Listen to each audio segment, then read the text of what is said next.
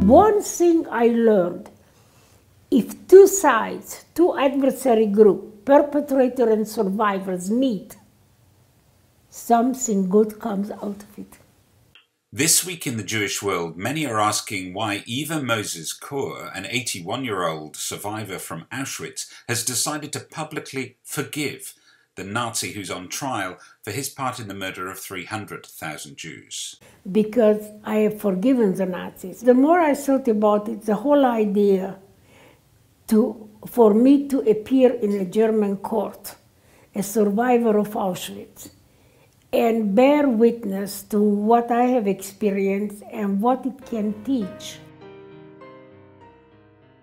And what lessons are there for Eva and the Nazi Oskar Goering? So I hope that maybe, one, I will learn a little bit more from somebody who was in Auschwitz, what he witnessed from the perspective of the Nazis.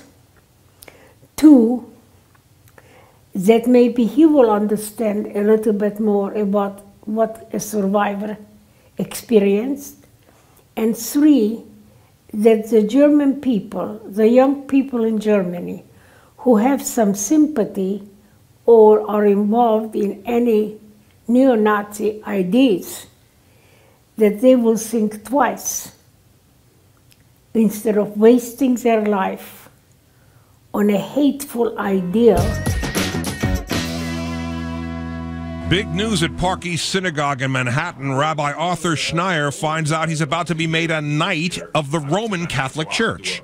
I often find myself saying only in America a rabbi could be knighted by a pope. Well, actually, not necessarily. This particular rabbi has performed extraordinary work around the world and certainly understands forgiveness better than most. I was knighted by Pope Francis, so now you can call your friend knight. You want to be there when Cardinal Dolan, the nuncio, will give me the whole regalia on Monday? Yes, you heard him correctly. The Rabbi Knight, one of the same orders that once took part in the Crusades. This particular title is the Pontifical Equestrian Order of St. Sylvester, Pope and Martyr, an honor few non-Catholics have ever received. So this rabbi, a Holocaust survivor himself, has shown the world the importance of forgiveness and the value too. And it's not a question of forgetting what has been done, but it's simply an act of saying that we can move on, and we will. This is a clear message that Pope Francis has continued a commitment of rapprochement with the Jewish people. Rabbi Schneier, who was visited by Pope Benedict in 2008 and greeted Pope Francis at the Western Wall in Jerusalem, now gets an official post in the church. What would he say to his sword-wielding brother knights of old? Ask for forgiveness and make sure that the future generation should not repeat the mistakes that you've made. Eastern Europe, 1910? No. 50 miles north of New York City, 1994, in a town that is run lock, stock, and barrel by an ultra-Orthodox Jewish sect called the Satmar Hasidim. Flaunt the authority of the Grand Rabbi and you can get yourself banished. In 1977, the late Joel Teitelbaum, together with many other Satmar families, as he was the Rebbe of Satmar, founded a town called Kiryas Joel, and the town grew from 2,000 in the 70s and 80s to 22,000 as they are today. What was the story, though, that was being told in this documentary in 1994? It's a town that's unlike any other in America. Carved out of farmland just 17 years ago, Kiryas Joel was founded for members of the ultra-Orthodox Satmar sect to live religious lives as separate as possible from the outside world. Every aspect of their dress and conduct is dictated by their Grand Rabbi. Kiryas Joel has its own private bus service for the men who work outside the town. And no television, no radio, no English newspapers or unapproved books are allowed. Religious suburbs are in cities all over the world. This one has set itself aside, almost as a sect. And of course that has brought about some very strange inquiry from the vast American public. And in the 21st century, now that the community wants to expand, Kiryas Joel is yet again under the microscope. Joel already started laying a 13-mile pipeline last year, tapping into the Catskill Aqueduct, New York City's water supply. The $45 million project raised just as many eyebrows then as the annexation is now, and critics say it was the first part of the village's long-term plan to expand. And if they do, Sewer District 1 and its plant in Harriman will need massive improvements. Millions of dollars. I mean, I'm talking probably tens of millions. Can the county afford this type of growth? That needs to be addressed, and that's one of the reasons just on our sewer end we would raise that. How are we going to address that?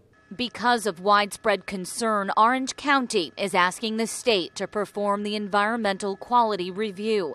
Monroe and Kiryas Joel are also vying for control. It is, of course, a financial burden on the wider community, but you could say that about so many impoverished families, and that many of these Hasidic families with very large numbers of children do rely on benefits to be paid. But surely that isn't a reason not to allow the community to expand into what effectively is very dense locations away from the city. In just 4 days, the British public will vote on the future of their country at the British general election. Ed Milliband, leader of the Labour Party and Jewish, who has struggled in the Jewish polls in recent weeks, has come out with some very clear and very consistent language on why he holds the view on Israel that he does. That means I'll get a hard time from people like Joe because I'm not making the easy promise. But I'm not the guy who's going to make the easy promises, because all it does is it makes people think you're all going to break your promises. Ed's just saying that he doesn't want to be dishonest about his feelings about Israel, and it doesn't mean that he doesn't want to see a Jewish state flourish.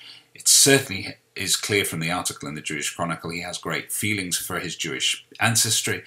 The fact is he doesn't agree with the Israeli government on everything. And great, let's hear the arguments, because there's no point in hiding them under the carpet. So has Ed Miliband slipped up in this election by not making his Jewish credentials clear? Remains to be seen. The Australian Jewish News reminds us this week that Israel is leading the world in providing medical aid and search and rescue teams to Nepal after the tragic earthquake event. Colonel Bader is recalling that he woke to find that Nepal had been struck with a massive natural disaster. Geographic distance, transportation difficulties and language barriers didn't hold back the Israelis in the past, and it's not going to hold them back now, when they made the decision that quickly turned into reality. They sent an IDF humanitarian mission with the purpose of rescuing people and providing medical attention in order to save the lives on Nepal. Regardless of their ethnicity or their background, the time came for plans to build a field hospital, and he's been moved by all that he sees before him. He's sure that the capabilities of the staff there, the professionalism and the humanity shown, will stand the whole of Nepalese community in good stead for every day and every hour that they remain there. One of the proudest moments of being a Jew is where you see the Israeli Defense Force out in the world responding to a disaster, whether it be a natural disaster as we have now in Nepal, or some dreadful act of terrorism. But recent times, over 220 people have been saved from what would have been certain death, and the search and rescue teams, as well as our medical teams, have given aid to countless numbers of people. It really is a testament to the Jewish community and the Israeli government that we are able to respond in the way that we do. And no, we're not looking for any accolade for this, but it is important that we tell the world what we're doing.